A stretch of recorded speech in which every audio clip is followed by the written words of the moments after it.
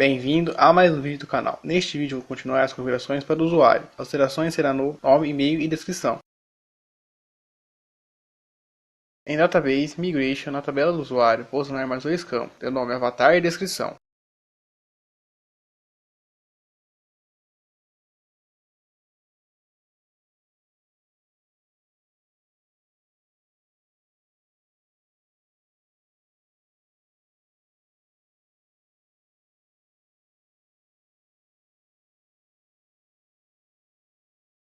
Em Database Seeds e UserSeeder.php, vou adicionar os dois novos campos, avatar e descrição.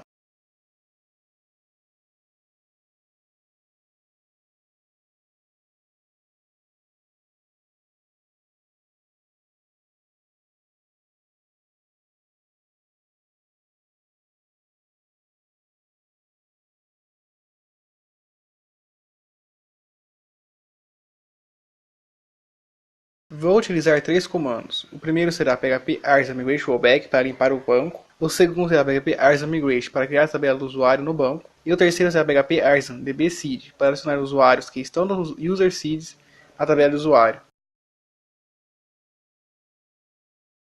Em resources, views, usuários e user config.php, vou fazer algumas alterações, adicionar o form, o token, o tipo da alteração e alterar os inputs.